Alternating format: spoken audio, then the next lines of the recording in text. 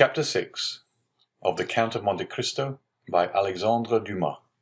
Chapter 6 The Deputy Procureur du Roi. In one of the aristocratic mansions built by Puget in the Rue du Grand Cours, opposite the Medusa Fountain, a second marriage feast was being celebrated, almost at the same hour with the nuptial repast given by Dante. In this case, however, although the occasion of the entertainment was similar, the company was strikingly dissimilar. Instead of a rude mixture of sailors, soldiers, and those belonging to the humblest grade of life, the present assembly was composed of the very flower of Marseille society: magistrates who had resigned their office during the usurper's reign, officers who had deserted from the imperial army and joined forces with Conde, and younger members of families brought up to hate and execrate the man whom 5 years of exile would convert into a martyr, and 15 of restoration elevate to the rank of a god. The guests were still at table, and the heated and energetic conversation that prevailed betrayed the violent and vindictive passions that then agitated each dweller of the South, where, unhappily, for 5 centuries religious strife had long given increased bitterness to the violence of party feeling.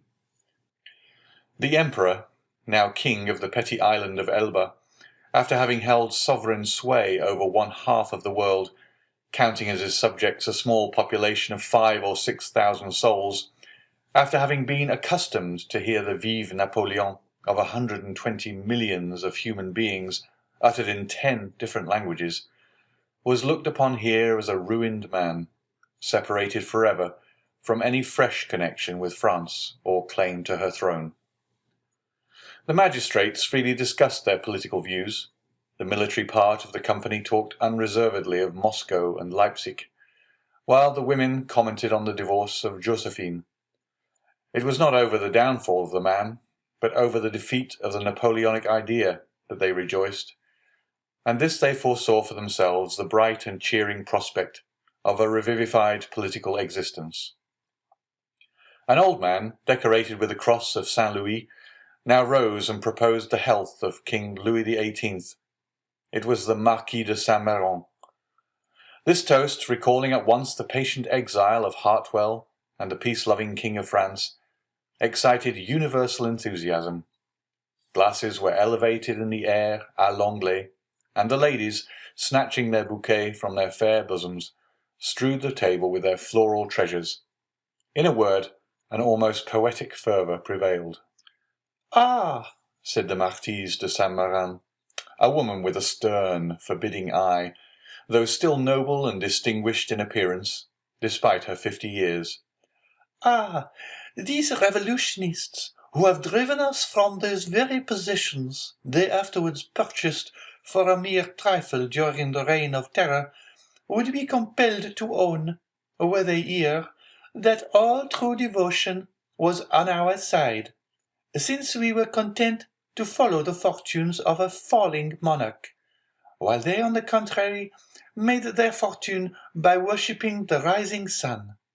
Yes, they could not help admitting that the king for whom we sacrificed rank, wealth, and station was truly our Louis the Well-Beloved, while their wretched usurper has been and ever will be to them their evil genius, their Napoleon the Accursed. Am I not right, Villefort?" "I beg your pardon, madame. I really must pray to you to excuse me, but, in truth, I was not attending to the conversation." Marquise," interposed the old nobleman who had proposed the toast, "let the young people alone. Let me tell you, on one's wedding day, there are more agreeable subjects of conversation than dry politics." "Never mind, dearest mother," said a young and lovely girl with a profusion of light brown hair, and eyes that seemed to float in liquid crystal. "'Tis all my fault, for seizing upon Monsieur de Villefort, so as to prevent his listening to what you said. But there, now take him. He is your own for as long as you like. Monsieur Villefort, I beg to remind you my mother speaks to you." "If the Marquise will deign to repeat the words, I but imperfectly caught, I shall be delighted to answer, said Monsieur Villefort. Never mind, Renée, replied the Marquise with a look of tenderness that seemed out of keeping with her harsh, dry features. But however all other feelings may be withered in a woman's nature, there is always one bright, smiling spot in the desert of her heart, and that is the shrine of maternal love. I forgive you. What I was saying, Villefort, was that the Bonapartists had not our sincerity, enthusiasm, or devotion. They had, however, what supplied the place of those fine qualities, replied the young man, and that was fanaticism. Napoleon is the Mohammed of the West, and is worshipped by his commonplace but ambitious followers, not only as a leader and lawgiver, but also as the personification of equality. He, cried the Marquise, Napoleon, the type of equality. For mercy's sake, then what would you call Robespierre? Come, do not strip the latter of his just rights to bestow them on the Corsican, who, to my mind, has usurped quite enough. Nay, madame, I would place each of these heroes on his right pedestal, that of Robespierre on his scaffold in the Place Louis XV, that of Napoleon on the column of the Place Vendôme. The only difference consists in the opposite character of the equality advocated by these two men. One is the equality that elevates, the other is the equality that degrades. One brings a king within reach of the guillotine, the other elevates the people to a level with the throne. Observe, said Villefort, smiling. I do not mean to deny that both these men were revolutionary scoundrels, and that the 9th Thermidor and the 4th of April in the year 1814 were lucky days for France, worthy of being gratefully remembered by every friend to monarchy and civil order. And that explains how it comes to pass that, fallen, as I trust he is forever, Napoleon is still retained a train of parasitical satellites. Still, Marquise, it has been so with other usurpers. A Cromwell, for instance, who was not half so bad as Napoleon, had his partisans and advocates. Do you know, Villefort, that you are talking in a most dreadfully revolutionary strain? But I excuse it. It is impossible to expect the son of a Girondin to be free from a small spice of the old leaven. A deep crimson suffused the countenance of Villefort. "'Tis true, madame," answered he, "that my father was a Girondin, but he was not among the number of those who voted for the king's death. He was an equal sufferer with yourself during the reign of terror, and had well nigh lost his head on the same scaffold on which your father perished." "True," replied the Marquise, without wincing in the slightest degree at the tragic remembrance thus called up. "But bear in mind, if you please, that our respective parents underwent persecution and proscription from diametrically opposed principles, in proof of which I may remark that while my family remained among the staunchest adherents of the exiled princes, your father lost no time in joining the new government, and that while the citizen Noirtier was a Girondin, the Count Noirtier became a senator." "Dear mother," interposed Renée, "you know very well it was agreed that all these disagreeable reminiscences should forever be laid aside." "Suffer me also, madame," replied Villefort, "to add my earnest request to Mademoiselle de Saint-Méran's, that you will kindly allow the veil of oblivion to cover and conceal the past. What avails recrimination over matters wholly past recall? For my own part, I have laid aside even the name of my father, and altogether disown his political principles. He was, nay, probably may still be, a Bonapartist, and is called Noirtier. I, on the contrary, am a staunch royalist, and style myself de Villefort. Let what may remain of revolutionary sap exhaust itself and die away with the old trunk. and condescend only to regard the young shoot which has started up at a distance from the parent tree, without having the power any more than the wish to separate entirely from the stock from which it sprung. Bravo, Villefort! cried the Marquis.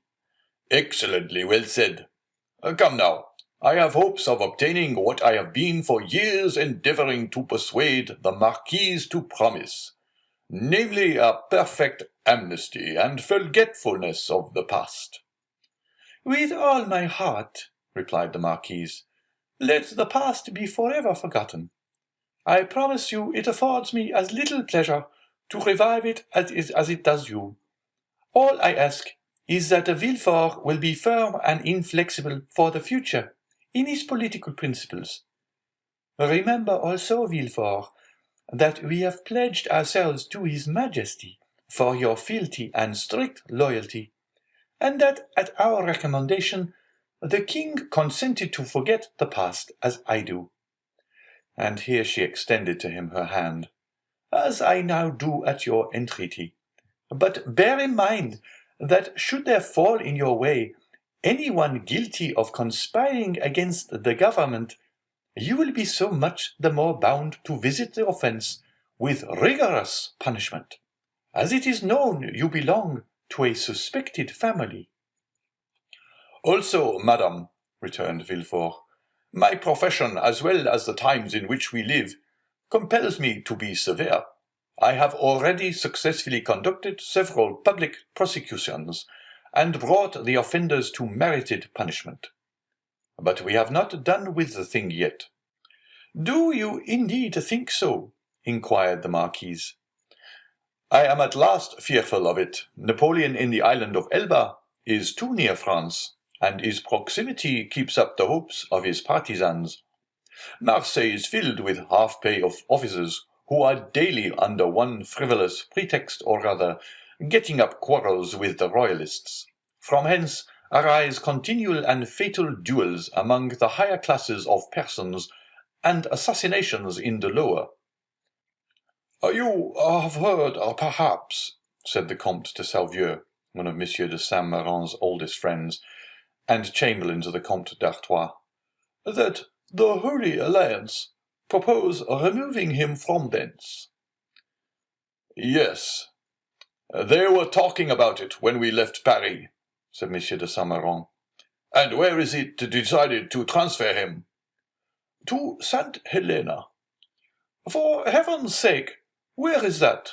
asked the Marquise. An island situated on the other side of the equator, at least 2,000 leagues from here, replied the Count. So much the better. As Villefort observes, it is a great act of folly to have left such a man between Corsica, where he was born, and Naples, of which his brother-in-law is king, and face to face with Italy, the sovereignty of which he coveted for his son. Unfortunately, said Villefort, there are treaties of 1814, and we cannot molest Napoleon without breaking those compacts. Oh, well, we shall find some way out of it, responded Monsieur de Salvieux. There wasn't any trouble over treaties when it was a question of shooting the poor Duc d'Enghien. Well, said the Marquise, it seems probable that by the aid of the Holy Alliance we shall be rid of Napoleon, and we must trust to the vigilance of Monsieur de Villefort to purify Marseille of his partisans. The king is either a king or no king. If he be acknowledged as sovereign of France, he should be upheld in peace and tranquillity, and this can best be effected by employing the most inflexible agents to put down every attempt at conspiracy. 'Tis the best and surest means of preventing mischief.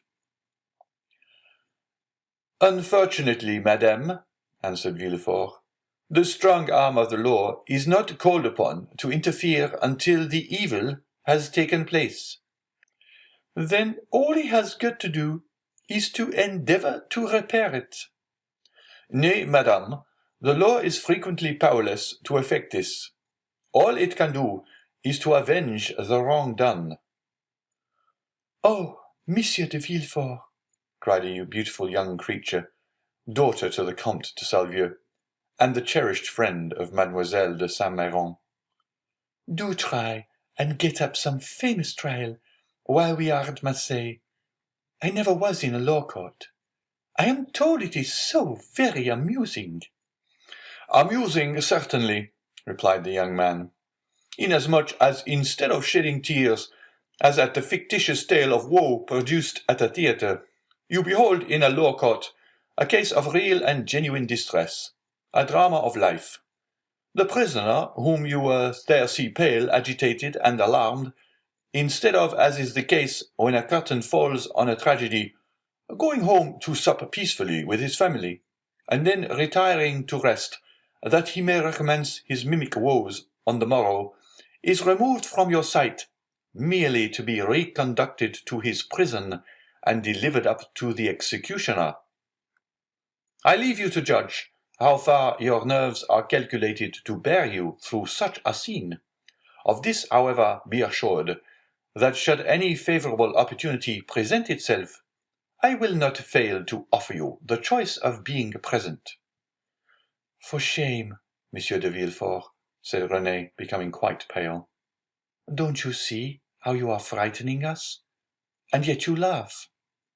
"What would you have? 'Tis like a duel. I have already recorded sentence of death 5 or 6 times against the movers of political conspiracies, and who can say how many daggers may be ready sharpened and only waiting a favourable opportunity to be buried in my heart?" "Gracious heavens, Monsieur de Villefort," said Renée, becoming more and more terrified. "You surely are not in earnest."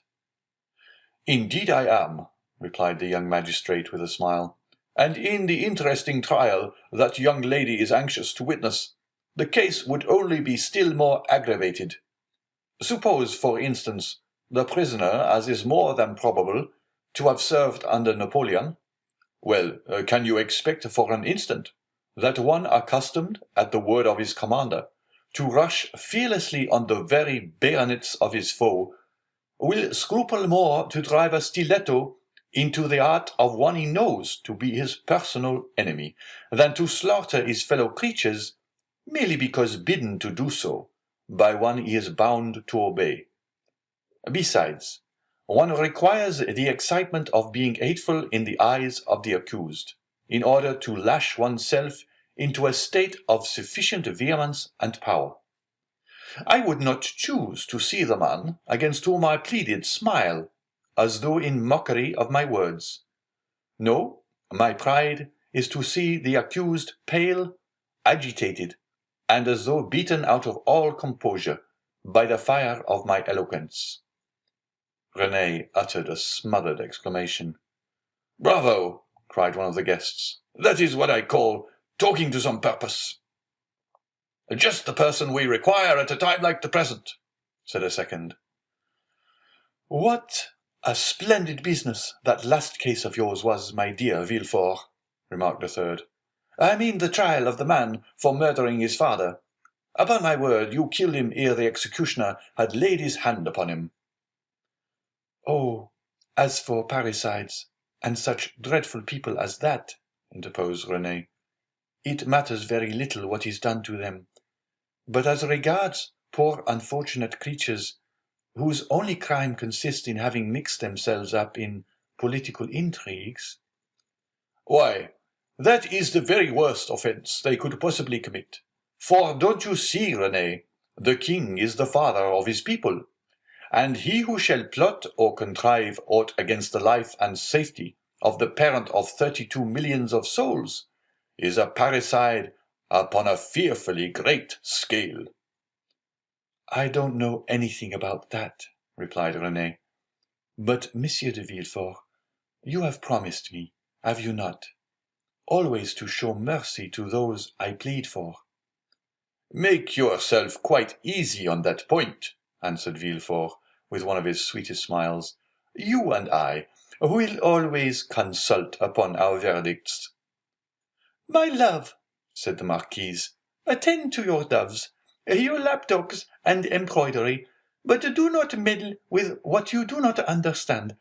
Nowadays, the military profession is in abeyance, and the magisterial robe is the badge of honor. There is a wise Latin proverb that is very much in point. Sedant arma togae, said Villefort with a bow. I cannot speak Latin, responded the Marquise. Well, said Renée, I cannot help regretting that you had not chosen some other profession than your own. A physician, for instance.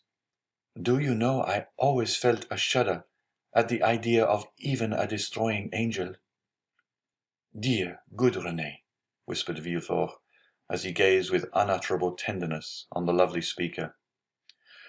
Let us hope, my child, cried the Marquis, that Monsieur de Villefort may prove the moral and political physician of this province. If so, he will have achieved a noble work. And one which will go far to efface the recollection of his father's conduct, added the incorrigible Marquise. Madam, replied Villefort, with a mournful smile, I have already had the honour to observe that my father has at least, I hope so, abjured his past errors, and that he is at the present moment a firm and zealous friend to religion and order. A better royalist, possibly, than his son, for he has to atone for past dereliction, while I have no other impulse than warm, decided preference and conviction. Having made his well-turned speech, Villefort looked carefully around to mark the effect of his oratory, much as he would have done had he been addressing the bench in open court. Do you know, my dear Villefort, cried the Comte de Salvieux, that is exactly what I myself said the other day at the Tuileries, when questioned by His Majesty's principal chamberlain touching the singularity of an alliance between the son of our Girondin and the daughter of an officer of the Duc de Conde. And I assure you, he seemed fully to comprehend that this mode of reconciling political differences was based upon sound and excellent principles. Then the king, who, without our suspecting it, had overheard our conversation, interrupted us by saying, Villefort. Observe that the king did not pronounce the word Noirtier, but on the contrary placed considerable emphasis on that of Villefort. Villefort, said his Majesty, is a young man of great judgment and discretion, who will be sure to make a figure in his profession. I like him much, and it gave me great pleasure to hear that he was about to become the son-in-law of the Marquis and Marquise de Saint-Méran. I should myself have recommended the match, had not the noble Marquis anticipated my wishes by requesting my consent to it. Is it possible the king could have condescended so far as to express himself so favourably of me? asked the enraptured Villefort. I give you his very words, and if the Marquis chose to be candid, he will confess that they perfectly agree with what his Majesty said to him, when he went 6 months ago to consult him upon the subject of your espousing his daughter. That is true, answered the Marquis. How much do I owe this gracious prince? What is there I would not do to evince my earnest gratitude? That is right, cried the Marquise. I love to see you thus. Now then, with a conspirator to fall into your hands, he would be most welcome. For my part, dear mother, interposed Renée, I trust your wishes will not prosper, and that Providence will only permit petty offenders, poor debtors, and miserable cheats to fall into Monsieur de Villefort's hands. Then I shall be contented. Just as the same as though you prayed that a physician might only be called upon to prescribe for headaches, measles, and the stings of wasps, or any other slight affection of the epidermis. If you wish to see me the king's attorney, you must desire for me some of those violent and dangerous diseases, from the cure of which so much honour rebounds to the physician." At this moment, and as though the utterance of Villefort's wish had suffered to effect its accomplishment, a servant entered the room, and whispered a few words in his ear. Villefort immediately rose from table and quitted the room upon the plea of urgent business. He soon, however, returned, his whole face beaming with delight. Renée regarded him with fond affection, and certainly his handsome features lit up, as they then were, with more than usual fire, and animation seemed formed to excite the innocent admiration with which she gazed on her graceful and intelligent lover. "You were wishing just now," said Villefort, addressing her, "that I were a doctor instead of a lawyer. Well, at least resemble the disciples of Esculapius in one thing, that of not being able to call a day my own, not even that of my betrothal." "And wherefore were you called away just now?" asked Mademoiselle de Saint-Méran, with an air of deep interest. "For a very serious matter, which bids fair to make work for the executioner." "How dreadful!" exclaimed Renée, turning pale. "Is it possible?" burst simultaneously from all who were near enough to the magistrate to hear his words. "Why, if my information prove correct, a sort of Bonaparte conspiracy has just been discovered." "Can I believe my ears?" cried the Marquise. "I will read you the letter containing the accusation at least," said Villefort. "The king's attorney is informed by a friend to the throne and the religious institutions of his country that one named Edmond Dante, mate of the ship Pharaon, this day arrived from Smyrna, after having touched at Naples and Porto Ferraio, has been the bearer of a letter from Murat to the usurper, and again taken charge of another letter from the usurper to the Bonapartist club in Paris. Ample corroboration of this statement may be obtained by arresting the above-mentioned Edmond Dante, who either carries the letter for Paris about with him, or has it at his father's abode. Should it not be found in the possession of father or son, then it will be assuredly be discovered in the cabin belonging to the said Dante, on board the Pharaon." "But," said Renée, "this letter, which after all is but an anonymous scrawl, is not even addressed to you, but to the king's attorney." "True, but the gentleman being absent, his secretary by his orders opened these letters, thinking this one of importance.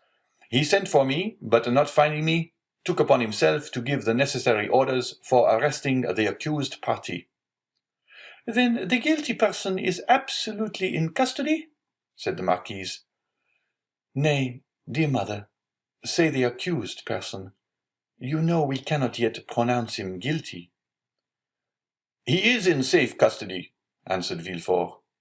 "And rely upon it, if the letter is found, he will not be likely to be trusted abroad again, unless he goes forth under the especial protection of the headsman." "And where is the unfortunate being?" asked Renée. "He is at my house." "Come, come, my dear friend," interrupted the Marquise. "Do not neglect your duty to linger with us. You are the king's servant, and must go wherever that service calls you." "Oh, Villefort!" cried Renée, clasping her hands and looking towards her lover with piteous earnestness. "Be merciful on this day of our betrothal." The young man passed round to the side of the table where the fair pleader sat, and leaning over her chair, said tenderly, "To give you pleasure, my sweet Renée, I promise to show all the lenity in my power. But if the charges brought against this Bonapartist hero prove correct, why then, you really must give me leave to order his head to be cut off." Renée shuddered. "Never mind that foolish girl, Villefort," said the Marquise. "She will soon get over these things."